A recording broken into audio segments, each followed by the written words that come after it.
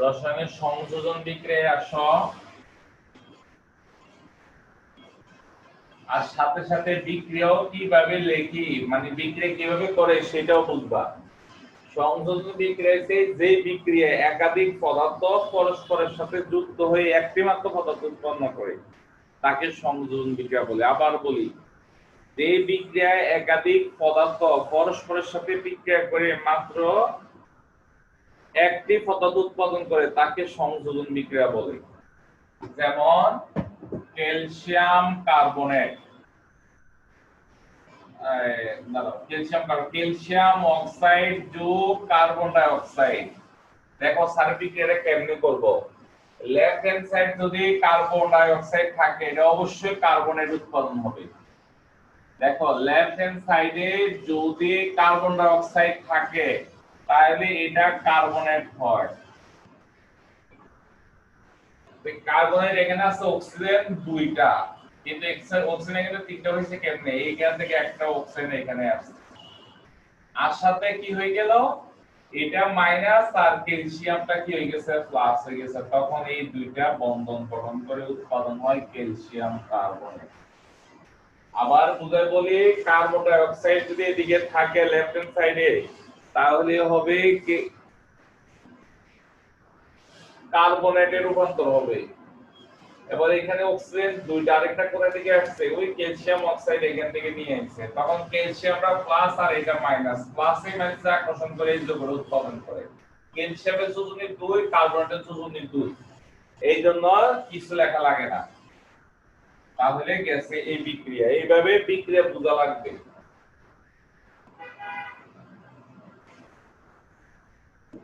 এরপরে দেখো magnesium oxide plus পানি, পানি থাকলে ওএইচ উৎপাদন হবে। এবার দেখো পানি থাকলে ওএইচ উৎপাদন হবে, তাহলে এই ওএইচ হচ্ছে মাইনাস আর ম্যাগনেসিয়াম হচ্ছে কি প্লাস। এই ম্যাগনেসিয়াম আর ওএইচ এ মিলিয়ে হবে ম্যাগনেসিয়াম হাইড্রোক্সাইড। দেখো পানি থাকলে ওএইচ হবে, মাথায় রাখবা পানি থাকলে, এইদিকে পানি থাকলে ওএইচ হবে। সম্পূর্ণ বিপরীত, দেখো কার্বন ডাই অক্সাইড থাকলে রূপান্তর হয় কার্বনেটে, আর কার্বনেট থাকলে রূপান্তর হয় কার্বন ডাই অক্সাইডে। পানি থাকলে রূপান্তর হবে ওএইচ, আর ওএইচ থাকলে রূপান্তর হবে পানি। অ্যামোনিয়া গ্যাস থাকলে রূপান্তর হবে অ্যামোনিয়ামে, আর অ্যামোনিয়াম থাকলে রূপান্তর হয় অ্যামোনিয়ায়। এটি একটু মনে রাখতে হবে আমাদের। এরপরে আসো, হ্যাঁ আরো কিছু আছে, ওইগুলো আমরা ধাপে ধাপে শিখবো। তো এইখানে পানি আছে তো হয়ে যাবে ওএইচ, এই ম্যাগনেসিয়াম আর ওএইচ এখানে ঋণাত্মক আর এখানকার ধনাত্মকে বিক্রিয়া করে। এই ঋণাত্মক আর ধনাত্মকে বিক্রিয়া করিয়ে কি হয় ম্যাগনেসিয়াম ওএইচ। ম্যাগনেসিয়ামের যোজনী 2 ওইখানে গেছে, ওএইচ এর যোজনী 1 এখানে আসবে, এক লেখা লাগে না। এবার এইভাবে হয়ে গেছে এটা। এরপরে দেখো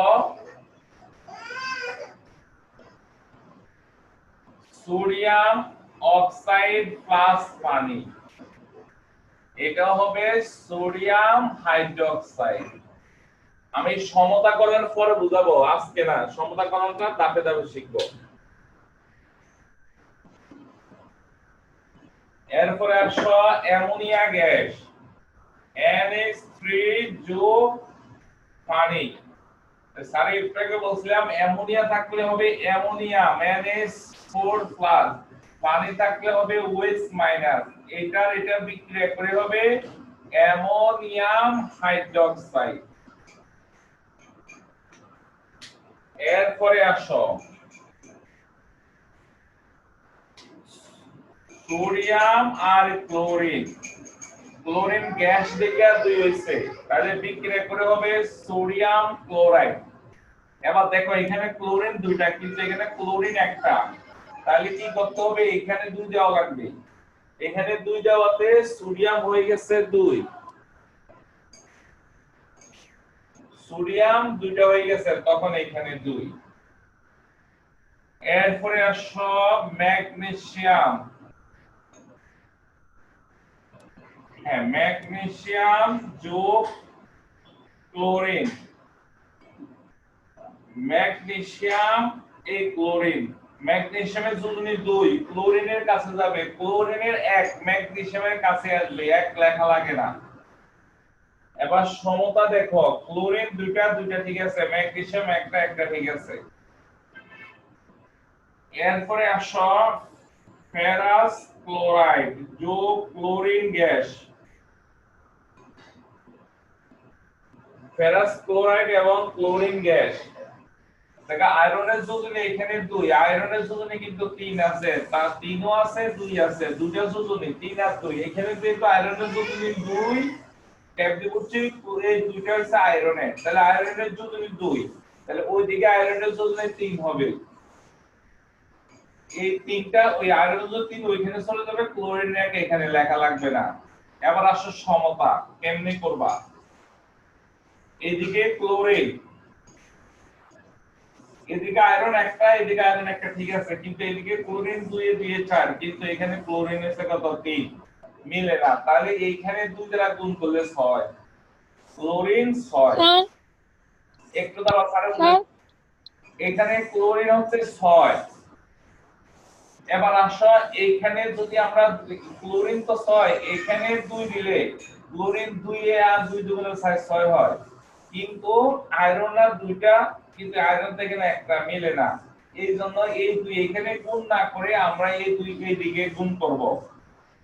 যখন বুঝে তখন কথা বলবা না, পরে কথা বলবা। হ্যাঁ বলো এবার দোয়েল। স্যার এটা একটু আবার বলেন, এটা বুঝি নাই, ওই পাশে কিভাবে মানে আয়রন 3টা হইলো? আয়রনের যোজনী হচ্ছে 3টা, দুইটা যোজনী আছে 2 আর 3, 2 3। তো বিক্রিয়ার সময় এটা পরিবর্তন হয়ে যায়, এদিকে যদি 2 থাকে ওইদিকে গেলে 3 হয়।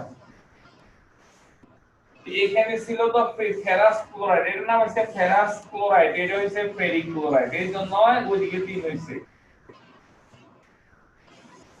এবার আসো এগুলা কিভাবে জারণ বিজারণ বিক্রিয়া। দেখো এটা কিন্তু জারণ বিজারণ বিক্রিয়া না, এটা জারণ বিজারণ বিক্রিয়া না কেন? কারণ এটা হচ্ছে ক্ষার আর এটা হচ্ছে অম্ল, এটা উৎপাদন করছে লবণ, এই জন্য এটা আসলে জারণ বিজারণ বিক্রিয়া না। এটা বাদ দিয়ে বাকিটার দিকে দেখো,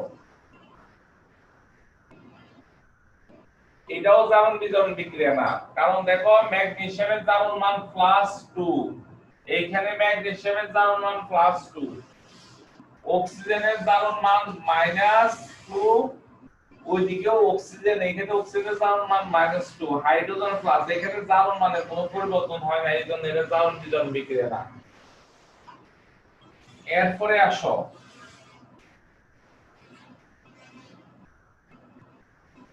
এবার আসো এইখানে, এটাও জারণ বিজারণ বিক্রিয়া না, কিন্তু সংযোজন বিক্রিয়া। কিভাবে দেখো, সোডিয়ামের জারণ মান 1+1, এখানে সোডিয়াম জারণ মান +1, হাইড্রোজেনের +1, এখানে হাইড্রোজেন +1, অক্সিজেনের এখানেও -2, এখানেও -2, এখানেও -2, এটাও জারণ বিজারণ বিক্রিয়া না। উপরে যে 3টা দিছি, 3টার একটাও জারণ বিজারণ বিক্রিয়া না। এটার অন্য একটা ব্যাখ্যা আছে, আমরা পরে ধাপে গেলে পারবো, কিন্তু এগুলো সংযোজন বিক্রিয়া, একটা পদার্থ উৎপাদন করছে এই কারণে। এবার দেখো এটার জারণ বিজারণ বিক্রিয়া কিভাবে। দেখো সোডিয়ামের জারণ মান 0, নিরপেক্ষ থাকলে জারণ মান 0 হয়। ক্লোরিনের জারণ মান 0, কারণ ক্লোরিনের সামনে অন্য কোনো মৌল নাই। এখানে সোডিয়ামের জারণ মান +1, ক্লোরিনের জারণ মান -1। দেখো একটা জারণ মান বৃদ্ধি পেয়েছে, আরেকটা জারণ মান হ্রাস পেয়েছে। এই জন্য যেই বিক্রিয়ার মধ্যে জারণ মানে হ্রাস বৃদ্ধি ঘটে, সেই বিক্রিয়াটা হচ্ছে জারণ বিজারণ বিক্রিয়া। একই ভাবে এটার জারণ মান হচ্ছে 0, এখানে এটার জারণ মান 0, কিন্তু এখানে এসে এটার জারণ মান হচ্ছে +2, এখানে জারণ মান হচ্ছে -1। ম্যাগনেসিয়ামের জারণ মান বাড়ছে আর ক্লোরিনের জারণ মান কমছে, এই জন্য এটা জারণ বিজারণ বিক্রিয়া। এবার আসো এখানে আইসা আয়রনের জারণ মান মানে যোজনী 2 হওয়ার কারণে জারণ মান 2+2, ক্লোরিন রয়েছে -1, এখানে ক্লোরিন 0। এখানে আয়রনের জারণ মান হয়ে গেছে +3, কারণ যোজনী 3 হলে জারণ মানও 3, আর ক্লোরিনের জারণ মান -1। এবার আসো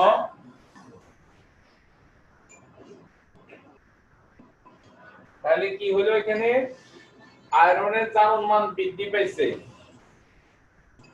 ক্লোরিনের জারণ মান এখানে মাইনাস এখানে মাইনাস, বৃদ্ধি পায় না হ্রাসও পায় নাই, দর্শকায়ন। আবার এই ক্লোরিনের দিকে তাকালে এখানে জারণ মান 0 কিন্তু এখানে -1 হ্রাস পাইছে। তাহলে জারণ মানে যেহেতু হ্রাস বৃদ্ধি ঘটছে, তাহলে এই ক্লোরিনের হ্রাস পাইছে 0 থেকে মাইনাস হয়েছে, তাহলে এই বিক্রিয়াটাও কি বিক্রিয়া? জারণ বিজারণ বিক্রিয়া। তাহলে এবার আমরা বুঝে গেছি কোন বিক্রিয়া দিলে জারণ বিজারণ বিক্রিয়া চিনব কিভাবে, আমরা ইয়া দিয়ে কি না কোন জারণ মান দিয়ে।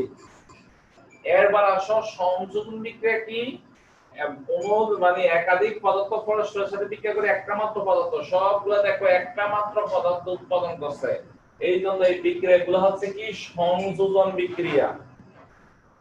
সংযোজন বিক্রিয়ার মধ্যে আরেকটা বিক্রিয়া আসছে, সেটা হচ্ছে সংশ্লেষণ বিক্রিয়া। সংশ্লেষণ সংশ্লেষণ বিক্রিয়া কাকে বলে? যে সংযোজন বিক্রিয়া একাধিক মৌলিক পদার্থ, যে সংশ্লেষণ মানে যে সংযোজন বিক্রিয়া, যে সংযোজন বিক্রিয়া একাধিক মৌলিক পদার্থ পরস্পরের সাথে বিক্রিয়া করে একটা মাত্র যৌগিক পদার্থ উৎপাদন করে, সেই বিক্রিয়াটাকে বলা হয় কি সংশ্লেষণ বিক্রিয়া। শেষ। এবার দেখো সকল সংশ্লেষণ বিক্রিয়া কিন্তু সংযোজন। একটা প্রশ্ন লেখো, সকল সংযোজন সকল সংশ্লেষণ বিক্রিয়া, সকল সংশ্লেষণ বিক্রিয়া সংযোজন কিন্তু সকল সংযোজন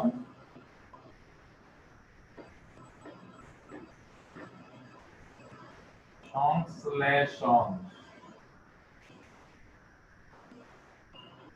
নয়। প্রশ্নটা লিখে এবার বুঝো স্যার কি বলছি।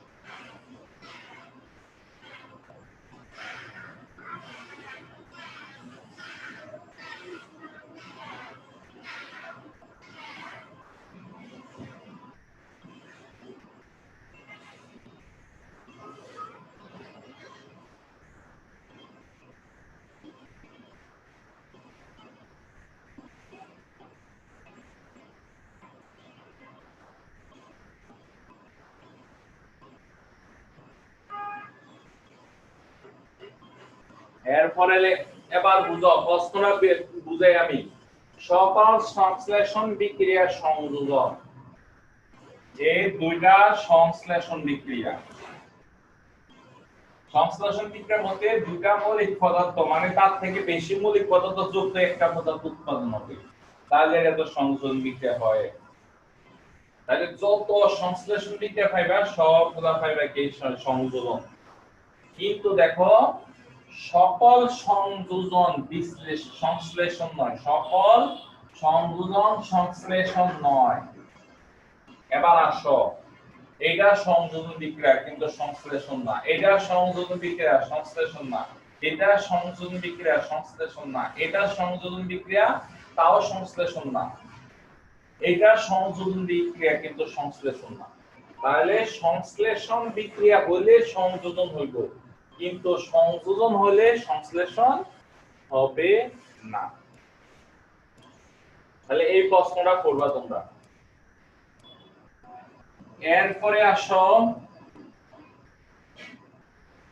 বিয়োজন বা বিয়োজন বিক্রিয়া।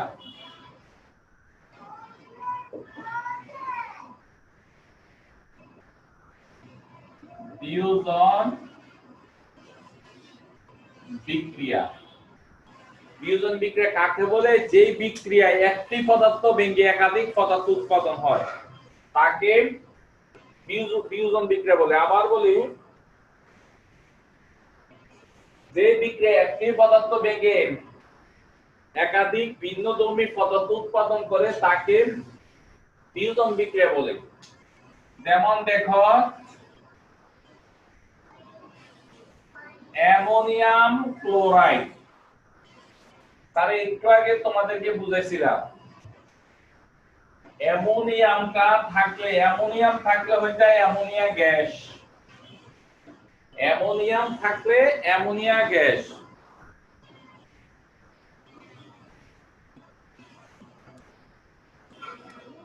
এবার আর বাকি আছে কে? নাইট্রোজেন চলে গেল, হাইড্রোজেন সাইডটা থেকে একটা গেছে, আর তিনটা গেছে, আর থাকে একটা, আর থাকে ক্লোরিন। তাহলে হাইড্রোজেন আর ক্লোরিন বাকি থাকে, দুটা মিলে হয় হাইড্রোক্লোরিক অ্যাসিড। দেখো সারে বিক্রিয়া কিভাবে করাইতেছে দেখো। এরপরে আসো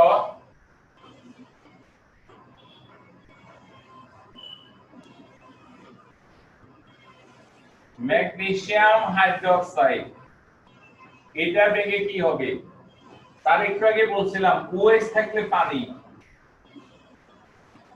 OH থাকলে পানি। এবার আসো, পানির জন্য হাইড্রোজেন দুটো চলে গেছে, অক্সিজেন এখানে দুটো থেকে একটা অক্সিজেন চলে গেছে, আর একটা অক্সিজেন বাকি, আর ম্যাগনেসিয়াম বাকি। দেখো OH থাকলে পানি। এবার কি হলো? পানির জন্য হাইড্রোজেন দুটো চলে গেছে, ওইখানে অক্সিজেন দুটো, এখানে দুটো অক্সিজেন থেকে একটা চলে গেছে, আর একটা বাকি থাকে। এই অক্সিজেন আর এই ম্যাগনেসিয়াম বিক্রিয়া হয় ম্যাগনেসিয়াম অক্সাইড। যোজনী অবশ্য মনে রাখতে হবে, ম্যাগনেসিয়ামের দুই অক্সিজেনের দুই জন্য কিছু লেখা হয়নি। এরপরে আসো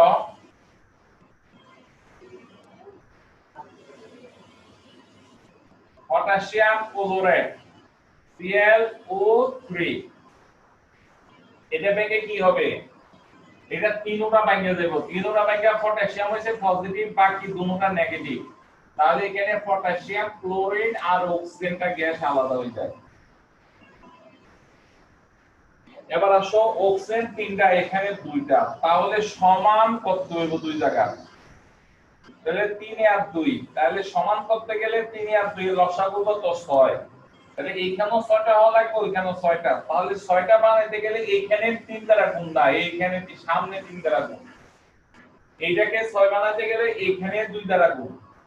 তো এইখানে 2 দ্বারা গুণ করাতে পটাশিয়াম দুটো, ক্লোরিন দুটো গেছে, এইজন্য এখানে 2 দ্বারা গুণ। পানি, পানির তড়িৎ বিশ্লেষণ করলে হাইড্রোজেন গ্যাস আর অক্সিজেন গ্যাস উৎপাদন হয়। এরপরে আসো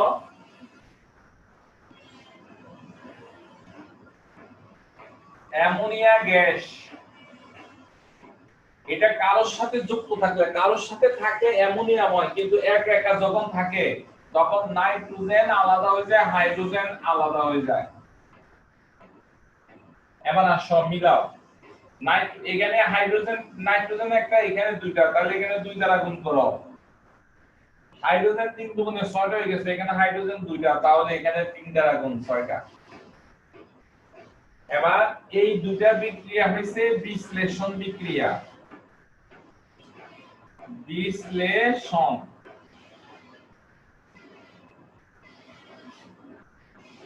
বিক্রিয়া। তাহলে বিশ্লেষণ বিক্রিয়া কাকে বলে? যে বিয়োজন বিক্রিয়ায় কোন পদার্থ ভেঙে একাধিক মৌলিক পদার্থ উৎপাদন করে, শুধু একাধিক মৌলিক পদার্থ উৎপাদন করে। দেখো এটাতে একটা মৌলিক পদার্থ, আর এটা যৌগিক পদার্থ, কারণ এটা পটাশিয়াম ক্লোরিন, এটা যৌগিক পদার্থ, কিন্তু এটা শুধু হাইড্রোজেন, শুধু অক্সিজেন মৌলিক পদার্থ, শুধু নাইট্রোজেন মৌলিক পদার্থ, শুধু হাইড্রোজেন মৌলিক পদার্থ। তাহলে যে বিয়োজন বিক্রিয়ায় কোন পদার্থ ভেঙে একাধিক মৌলিক পদার্থ পদার্থ উৎপাদন করে তাকে বিশ্লেষণ বিক্রিয়া বলে। এবার প্রশ্ন আসে এরকম, সকল বিশ্লেষণ বিয়োজন কিন্তু সকল বিয়োজন বিশ্লেষণ নয়।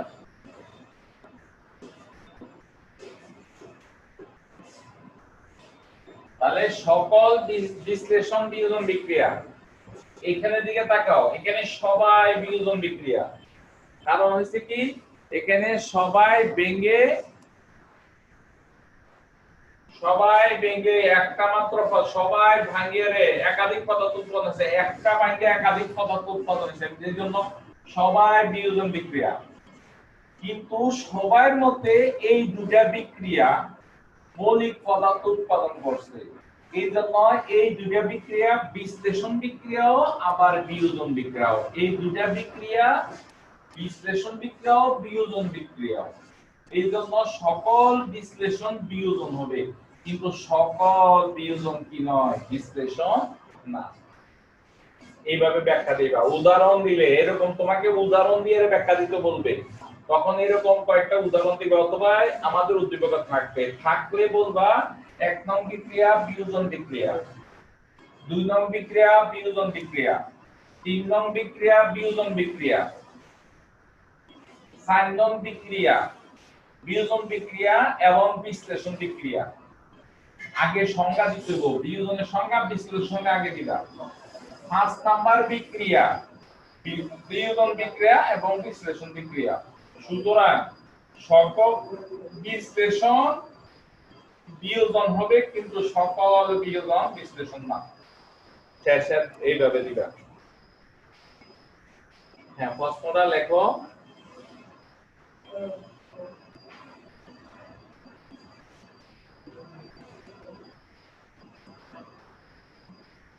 এবার আসো প্রতিস্থাপন বিক্রিয়া।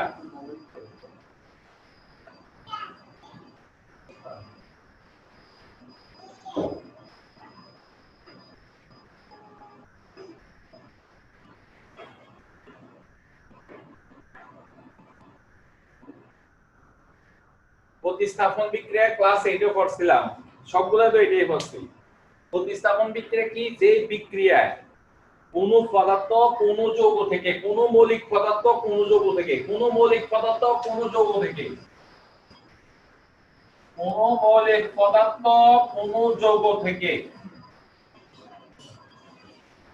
কোন পদার্থকে অপসারণ করে তার স্থান দখল করে, কোন যৌগ থেকে কোন পরমাণুকে অপসারণ করে তার স্থান দখল করে ভিন্ন ধর্ম বিশিষ্ট পদার্থ উৎপাদন করে, তাকে প্রতিস্থাপন বিক্রিয়া বলে। স্যারের সঙ্গে আবার বলি, যে বিক্রিয়ায় কোন মৌলের পরমাণু কোন যৌগের কোন মৌলকে অপসারণ করে, কোন মৌলকে অপসারণ করে তার স্থান দখল করে ভিন্ন ধর্ম বিশিষ্ট পদার্থ উৎপাদন করে, তাকে প্রতিস্থাপন বিক্রিয়া বলে।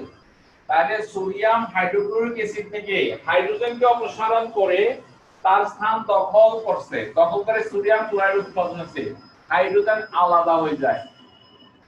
কিন্তু হাইড্রোজেন গ্যাস বিদায় এখানে কি হবে, A2 হবে।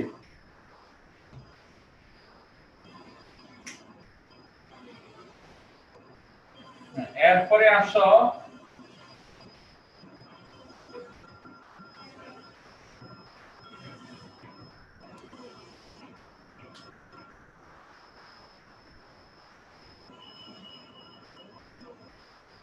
ম্যাগনেসিয়াম কপার সালফেট, কপারকে সরাইয়ে তার স্থান দখল করবে, দখল করে ম্যাগনেসিয়াম সালফেট প্লাস এই কপার। কপার ধাতু দেখে 2 হইছে না, দেখো এইগুলাও জারণ বিজন বিক্রিয়া। কিভাবে, সোডিয়াম 0, হাইড্রোজেনের +1, ক্লোরিনের -1, সোডিয়ামের এখানে +1, ক্লোরিনের -1, হাইড্রোজেন এখানে 0। একা একা থাকলে 0, গতকালকে বলছিলাম। এবার দেখো,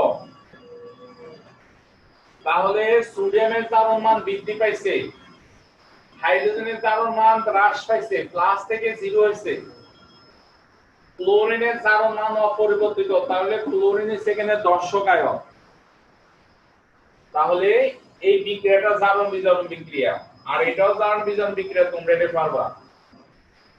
এই গেল প্রতিস্থাপন বিক্রিয়া। এবার আসো দহন বিক্রিয়া। দহন বিক্রিয়া কাকে বলে? যেই বিক্রিয়ায় কোনো পদার্থ বায়ুর উপস্থিতিতে অক্সিজেনের সাথে বিক্রিয়া করে সম্পূর্ণরূপে দহন হয়।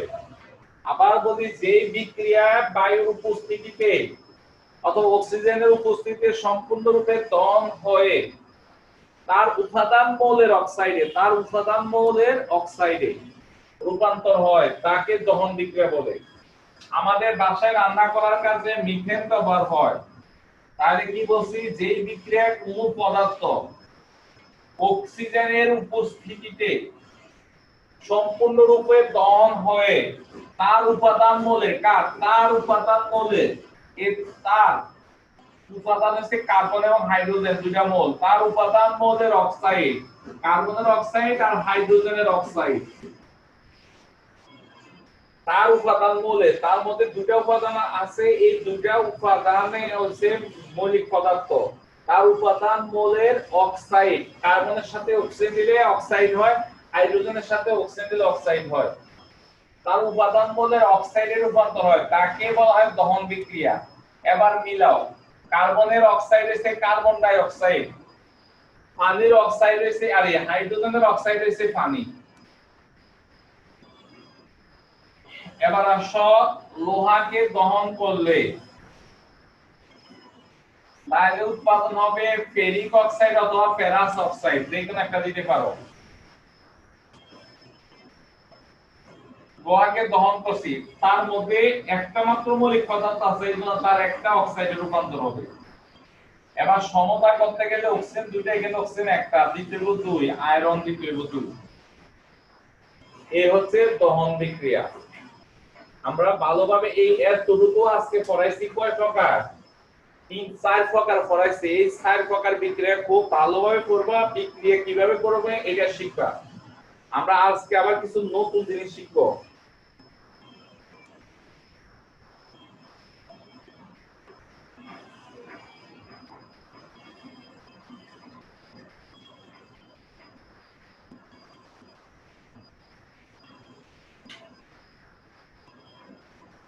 জারক ও বিজারক চিহ্নিত করা।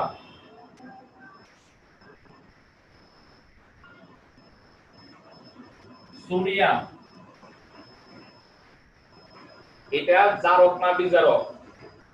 সোডিয়াম হবে বিজারক। কেন বিজারক? কারণ সোডিয়াম ইলেকট্রন দান করবে, সোডিয়াম ইলেকট্রন দান করবে,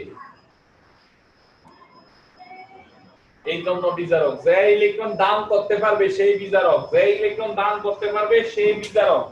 মুখস্থ করো, যে ইলেকট্রন দান করতে পারবে সেই বিজারক, আর যে ইলেকট্রন গ্রহণ করতে পারবে সেই জারক। যে ইলেকট্রন দান করতে পারবে সেই বিজারক, যে ইলেকট্রন গ্রহণ করতে পারবে সেই জারক। সোডিয়াম বিজারক, কারণ সোডিয়াম ইলেকট্রন গ্রহণ করে ত্যাগ করতে পারবে। তারপরে আসো সোডিয়াম প্লাস, সে জারক। কিভাবে জারক? কারণ সোডিয়াম ইলেকট্রন ত্যাগ করতে পারবে না, কারণ আগে সে সোডিয়ামের ত্যাগ করার কারণে সোডিয়াম প্লাস হয়েছিল, সে ত্যাগ করতে পারবে না, সেই ইলেকট্রন গ্রহণ করতে পারবে। তাহলে হবে গ্রহণ করতে হবে সোডিয়াম। Oxygen O2 জারক। কিভাবে? কারণ অক্সিজেন ইলেকট্রন গ্রহণ করতে পারবে, O2 মাইনাস হবে। কেন গ্রহণ করতে পারবে? আমরা তো জানি অক্সিজেনের ইলেকট্রন বিন্যাস 2-6, দুটো ইলেকট্রন সে গ্রহণ করবে। এইজন্য অক্সিজেন জারক পদার্থ সেই ইলেকট্রন গ্রহণ করতে পারবে। ওই যে ক্লাস 8 এর মতো ইলেকট্রন বিন্যাস করে দেখবা কে বহন করতে পারবে আর কে ত্যাগ করতে পারবে। এবার দেখো এটা তো জারক, কিন্তু দেখো O2 মাইনাস বিজারক। দেখো কেন বিজারক? কারণ সে আর দুটো ইলেকট্রন গ্রহণ করছিল তো আরেকজন থেকে, আর সে এখন এটাকে দিয়ে দিতে পারবে, এ আলাদা হয়ে যেতে পারবে, দিয়ে দিতে পারবে। দিয়ে দেওয়াটা আমি দুইভাবে শিখেছিলাম, এইভাবেও লেখা যায় আবার এইভাবেও লিখতে পারো। সেম আগে যা অন্যজন থেকে দুইটা নিছিল, এখন দুইটা দিয়ে দিছে, দিয়ে দিয়ে নিরপেক্ষ হয়ে গেছে। তাহলে ইলেকট্রন দেওয়া মানে কি বিজারক। এবার গেছে এটা তোলো, এবার এতটুকু এর তোলো, এর আগে কিনা তোলা লাগে না, তোলো এটা।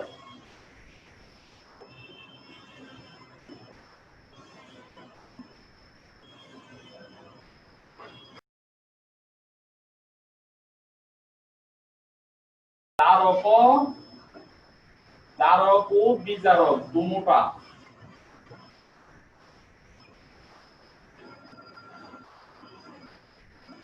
দেখো এটা জারক বিজারক দুটাই হবে। এবার আসো কিভাবে হবে জারক বিজারক।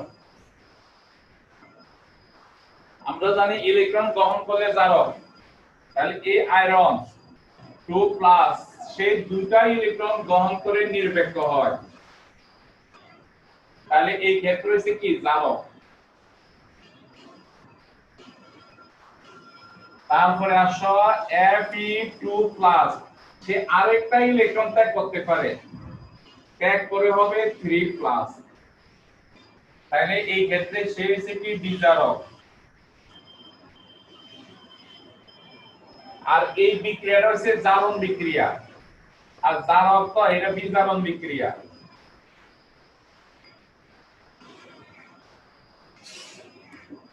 আর এটা জারণ বিক্রিয়া।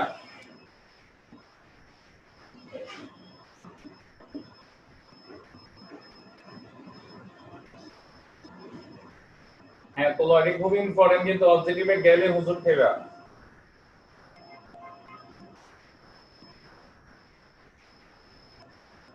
স্যার বুঝি নাই। কোনটা বলো না? এটা ইলেকট্রন গ্রহণ কি? ইলেকট্রনকে গ্রহণ করে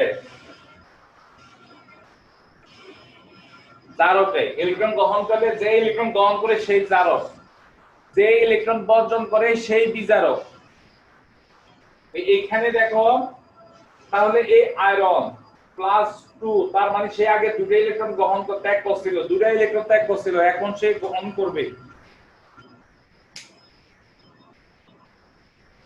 এখন সে গ্রহণ করবে, আগে দুটো ইলেকট্রন ত্যাগ করছিল, এখন সে দুটো ইলেকট্রন গ্রহণ করবে, গ্রহণ করে আবার স্বাভাবিক হয়ে গেছে, এই জন্য সেই হচ্ছে জারক। আর বিক্রিয়াটার নাম হইছে বিজারণ বিক্রিয়া। যেই বিক্রিয়ার মধ্যে ইলেকট্রন গ্রহণ হয় সেটা হইছে বিজারণ বিক্রিয়া। এবার এখানে আসো, সে কি করতে পারে? আয়রন 3 তো আছে, আমরা জানি Fe3+ আয়রন আছে, এটাকে বলে ফেরিক আয়রন, এটাকে বলে ফেরাস আয়ন। এই ফেরাস আয়ন আরো একটা ইলেকট্রন ত্যাগ করতে পারে, ত্যাগ করে Fe3+ হতে পারে। তো ইলেকট্রন যে বর্জন করতে পারে সেই বিজারক, ইলেকট্রন যে গ্রহণ করতে পারে সেই জারক, ইলেকট্রন যে বর্জন করতে পারে সে হচ্ছে বিজারক। এই কারণে এই আয়রন 2+ টা জারক ও বিজারক দুটোটাই হয়। আর ইলেকট্রন যে বিক্রিয়ার মধ্যে ইলেকট্রন গ্রহণ হয় সেটা বিজারণ বিক্রিয়া, আর যে বিক্রিয়ার মধ্যে ইলেকট্রন গ্রহণ হয় সেটাকে বলা হয় জারণ বিক্রিয়া। এটা হ্যাঁ তো এটা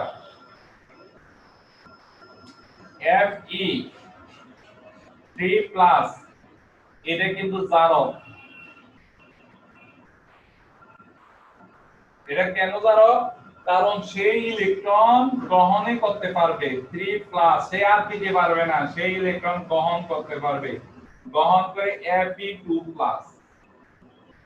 আবার আরেকটা তাপে দুটা ইলেকট্রন গ্রহণ করে সেই হয়ে যাবে Fe। এই জন্য সে হচ্ছে কি জারক।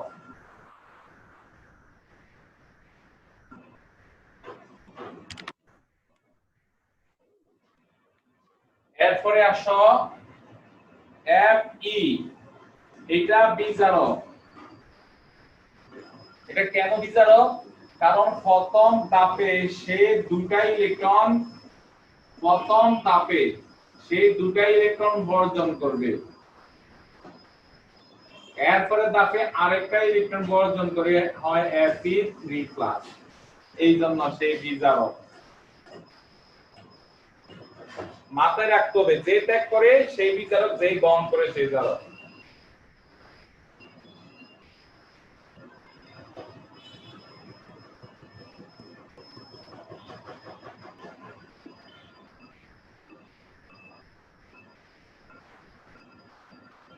নয় 9.2 একটা অঙ্ক বাকি ছিল। এবার আসো, একটা অঙ্ক, কত নম্বর অঙ্ক জানি না, বই বাই করো তোমরা। sin theta plus cos theta equal 1 সমাধান করো। শর্ত দিয়েছে 0 এ থিটা 90 ডিগ্রি। কত নম্বর অঙ্ক এটা বলো তো একটু, তাসমিনা? স্যার 23 নাম্বার অঙ্ক। হ্যাঁ 23। দেখো 23 এর এই একটা নিয়ম, এই অঙ্কটা মোট 60টা নিয়মে করাবো। sin theta cos theta equal 1 সমাধান করো 0 degree theta 90 degree.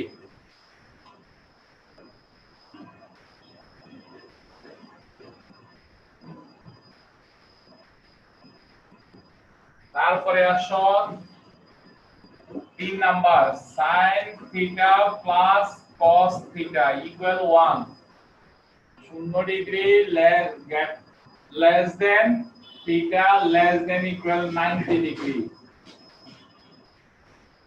Sine number প্রশ্ন তোলো তোমরা, sin theta plus cos theta equal 1 0 degree less than theta less than 90 degree.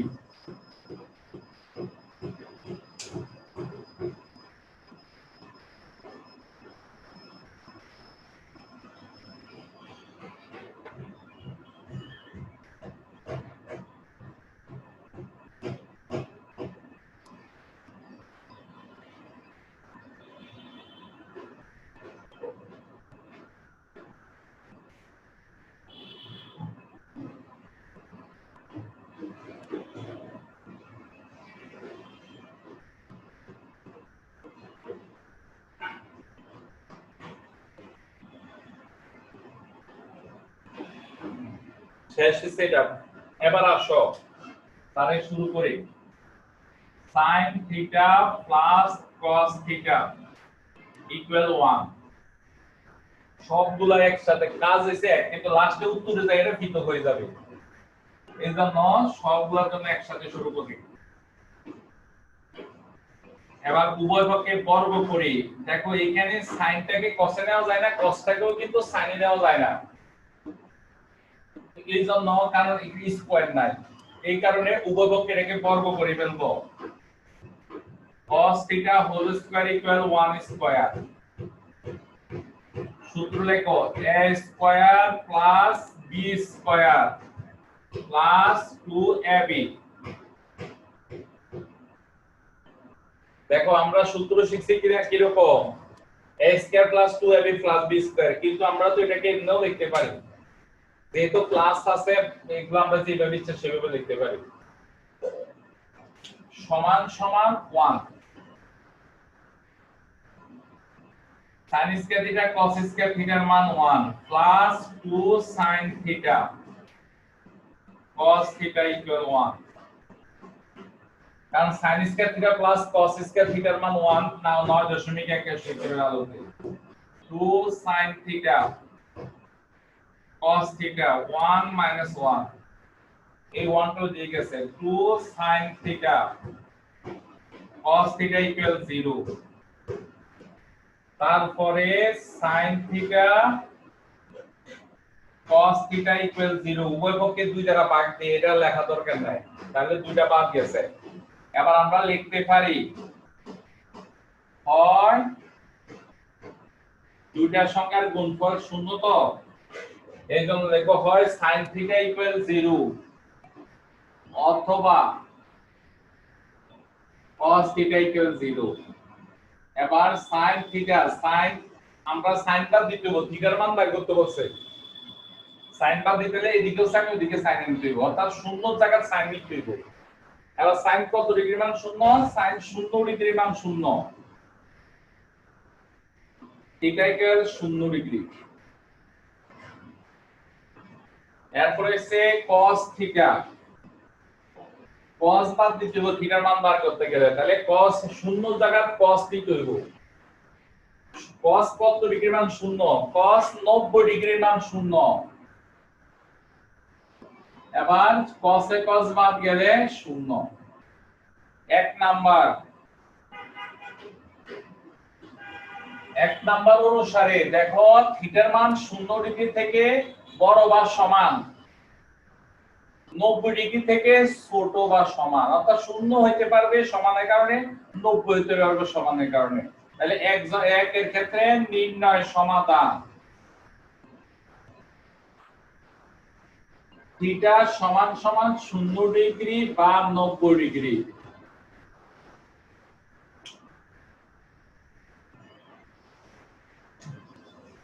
দুই নাম্বার, এবার 2 নাম্বার উত্তর কি হইতে পারে আমারে বুঝাও, কে বুঝাইতে পারবা?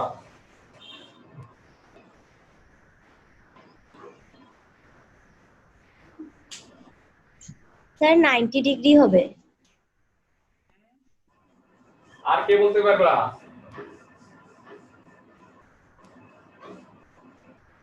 স্যার 0 ডিগ্রি হবে।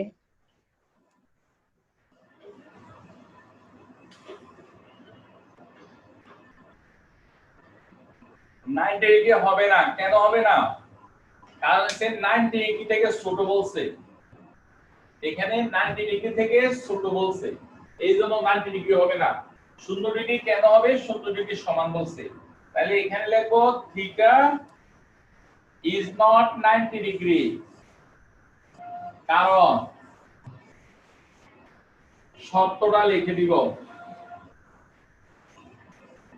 এখন লিখব নির্ণয় সমাধান, তোমরা এখন লিখো না, স্যার সুযোগ দিব। নির্ণয় সমাধান theta equal 0 degree. 3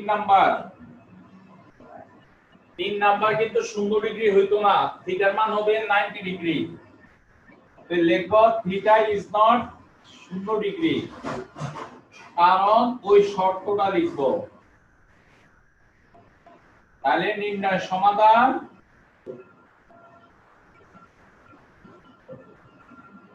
theta equal 90 degree.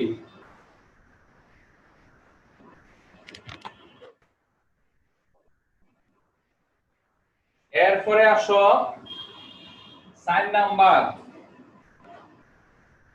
কোনটাই গ্রহণযোগ্য নয়, কোন সমাধান নেই। কেন সমাধান নেই? 90 ডিগ্রি শূন্য সমানও না, 90 ডিগ্রি সমানও না, শূন্য থেকে বড়, 90 ডিগ্রি থেকে ছোট বলছে, বা সূক্ষ্মকোণ।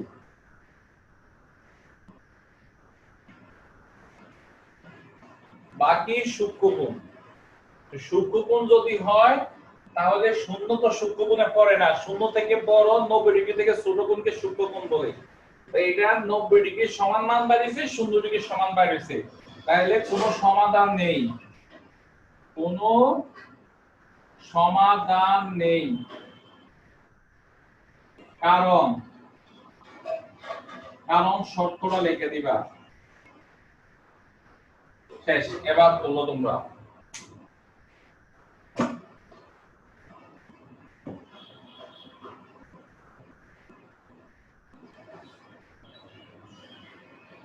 স্যার লেখা বোঝা যায় না। এটার মান দিবে √3, তারপরে এটার মান দেবে 2, a b c। এবার বলবে যে c কোণের মান কত, c কোণের মান কত, a কোণের মান কত। আমরা এখন এগুলা শিখব। তারপরে বিসি বাহু কত, মনোযোগ শুধু একটাই বুঝে দিতে আছে, সি কোণের মান কত কত মাস, সি কোণ এটা কি লম্ব, এটা কি অতিভুজ, তো লম্ব বাই অতিভুজ, লম্ব বাই অতিভুজ, তাহলে লম্ব বাই অতিভুজ কি কত এ বলতে পারবা তাড়াতাড়ি? সবাই স্পিকার অন করো, সবাই স্পিকার অন, হ্যাঁ অন করো তাড়াতাড়ি। sin theta. হ্যাঁ গুড, লম্ব বাই অতিভুজ sin থিটা, তাহলে এই sin থিটার জায়গা কি হবে sin সি, সি কোণের সাপেক্ষে এটা লম্ব এটা অতিভুজ, যখন সি বাইর করতে বলবে সি এর বিপরীত বাহু হইছে এটা লম্ব এটা অতিভুজ, sin c হইছে √3/2। এবার c এর মান বাইর করব কেমনে, c এর মান বাইর করতে গেলে sin বাদ দিতে হইব। গত ক্লাসে তোমাদেরকে শিখিয়েছিলাম কিভাবে মান কেমনে বাইর করে, লেখো শিফট দিয়ে যে sin এ দিলে sin ইনভার্স আসবে। এবার প্রথম ব্র্যাকেট দিয়ে ক্যালকুলেটরে √3 ভাগ 2 দাও, দেখবা আসবে কত 60 ডিগ্রি।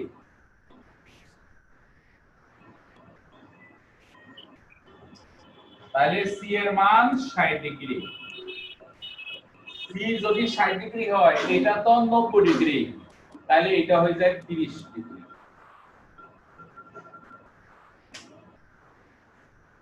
কিন্তু আমরা 30 ডিগ্রি এমনি বাইর করতে চাই না, আমরা ত্রিকোণমিতি দিয়ে বাইর করতে চাই।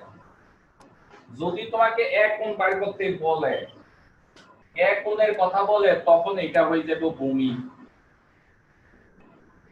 কারণ এক কোণ যদি বলি লম্ব হয়ে যাবে এটা, এক কোণ বললে লম্ব এটা, তাহলে ভূমি হচ্ছে এটা। তাহলে এবার আসো ভূমি বাই অতিভুজ, এ দেখুন একদম তাড়াতাড়ি বলো, স্পিকার অফ করতে বলি নাই। cos theta, cos a। আর অন্যগুলারে যে মা বাবা কেন খাওয়ায় আল্লাহ জানে, মুখে যে আওয়াজ আসে না, এ তো কি আর তানবীর কি হইছে রে, এই অরফা স্পিকার অফ কেন, আয়েশা স্পিকার অফ কেন, স্পিকার অন করো।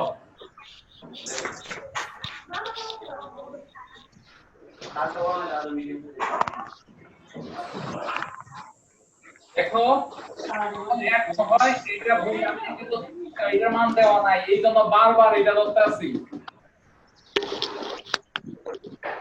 দেখো তাহলে যেই দুটা মান দেওয়া আছে, যদি তোমাকে যেই কোণ বাইর করতে বলে ওই কোণের সাপেক্ষে তাদের নাম কি আগে লিখে ফেলবা চিত্রের মধ্যে। এইটা ভূমি, তাহলে এই কোণ এক কোণ হলে এটা ভূমি এটা অতিভুজ, ভূমি বাই অতিভুজ কে cos, কোণ হবে এই কোণ, এই cos a সমান cos, দেখো আমরা বাদ দিতে হইব, cos বাদ দিতে হবে এক কোণের মান বাইর করতে গেলে, তোমাদেরকে শিখিয়েছিলাম শিফট দিয়ে cos দিবা, তখন আসবে cos ইনভার্স √3 ভাগ 2 দিবা, সেটাতে আসবে 30 ডিগ্রি, সমান 30 ডিগ্রি। সেটা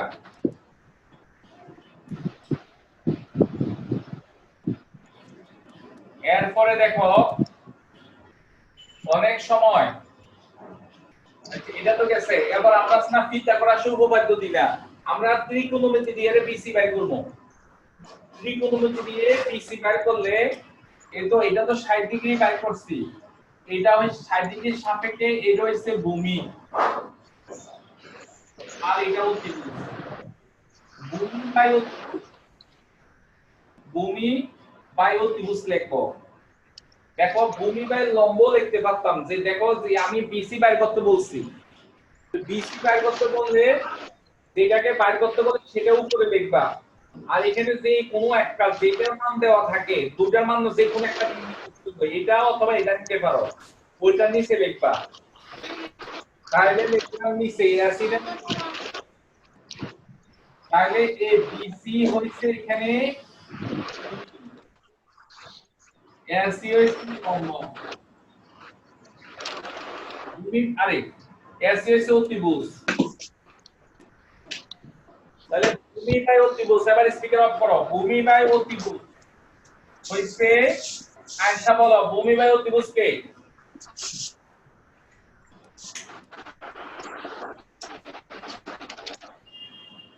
আচ্ছা cos হ্যাঁ cos এই cos 60 ডিগ্রি হবে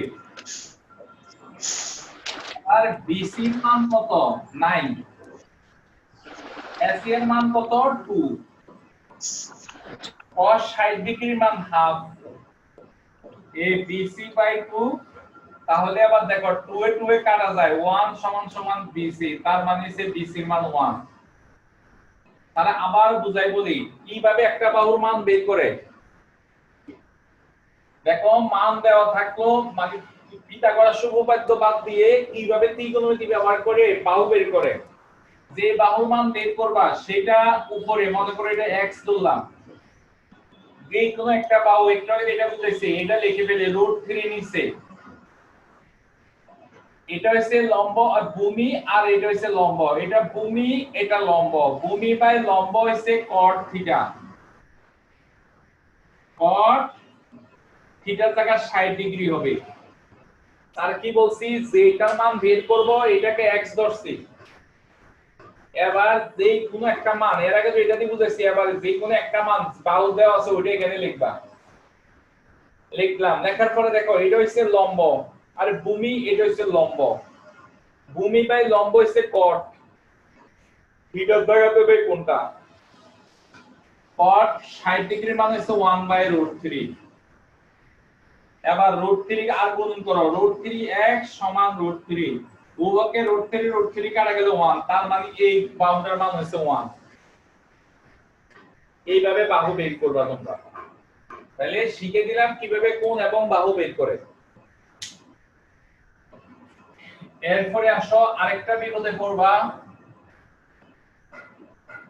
সেটা হচ্ছে এইরকম tan 5x equal cot 10x হলে x এর মান কত তোলো প্রশ্নটা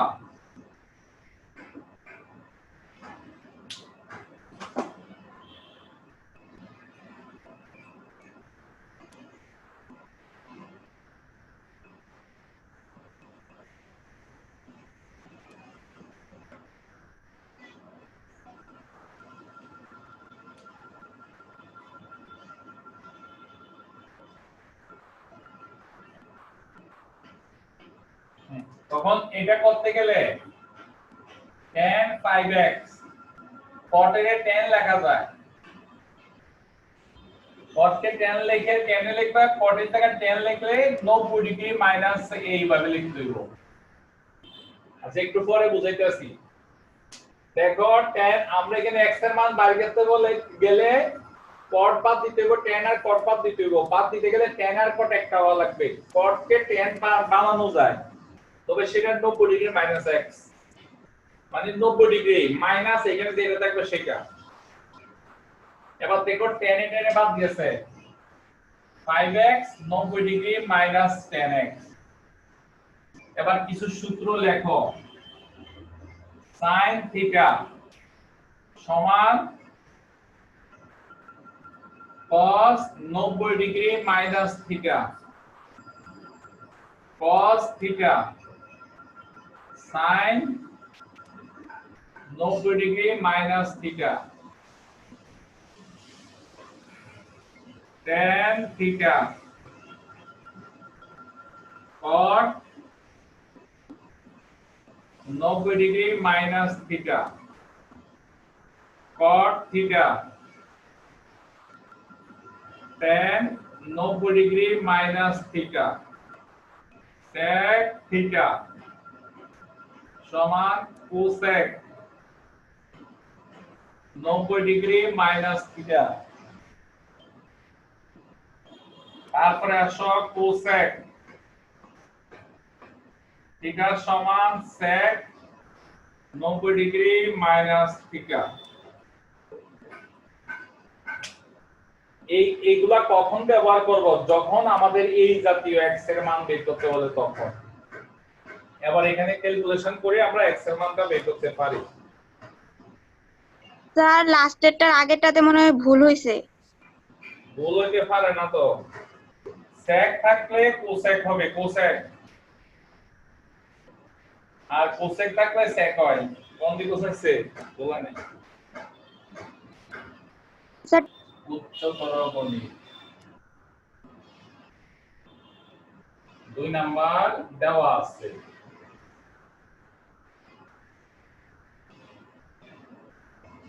cos theta equal -4/5 এটা দেওয়া আছে।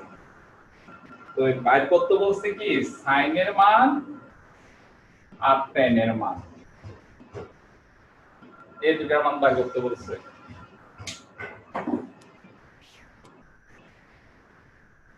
এবার আসো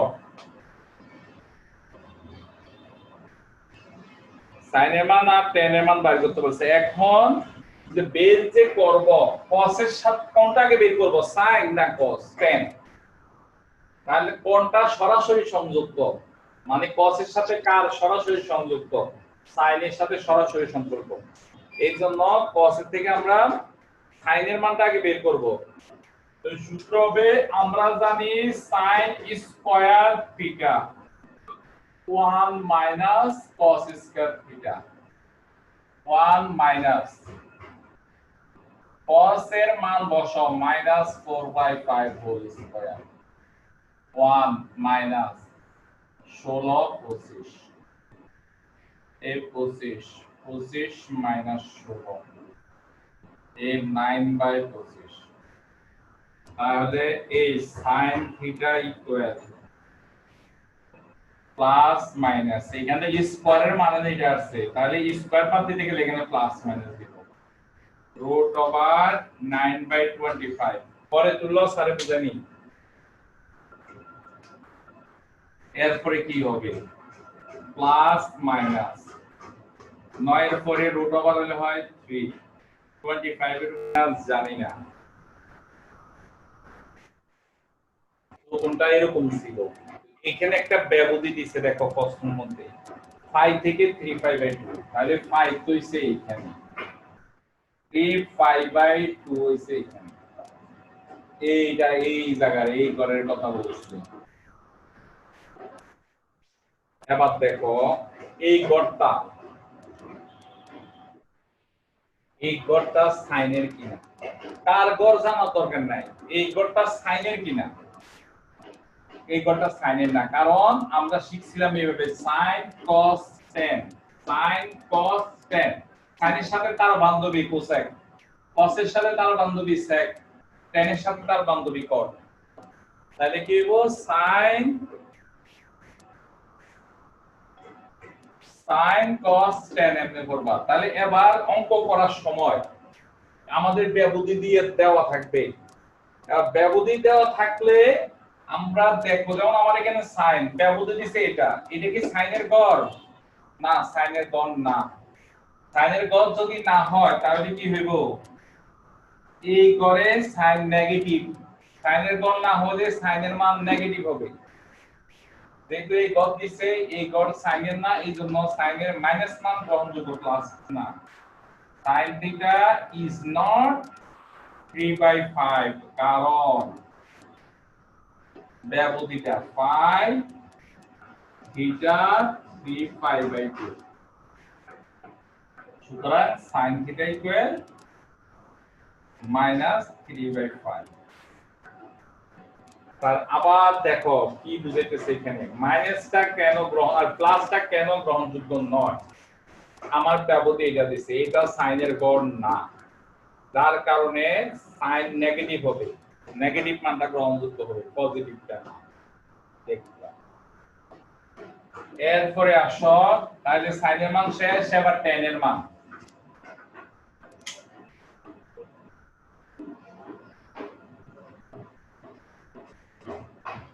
এবার tan এর মান বের করতে গেলে লেখো আবার tan থিটা সমান সমান জানি আমরা sin theta by cos theta. sin থিটার মান হচ্ছে -3/5, cos থিটার মান হচ্ছে -4/5। মাইনাসে মাইনাসে বাদ যায়, আচ্ছা রাইখা দিই, -3/5 ইনটু মাইনাস উপরে থাকবে 5/4। দেখো এই মাইনাস উপরে এটা উপরে থাকবে এখানে। এবার 5 এ 5 এ কাটা, মাইনাসে মাইনাসে প্লাস 3/4।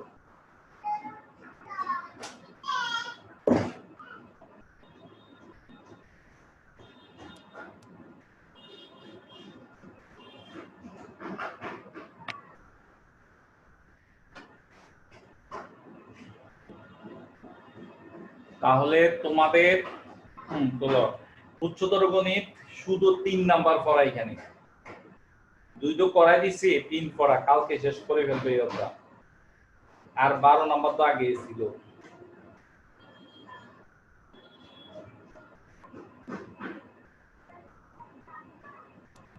স্যার বলো স্যার নিচের জায়গাটা বুঝি নাই। তোমরা এটা জি স্যার। আমার এই যে একটা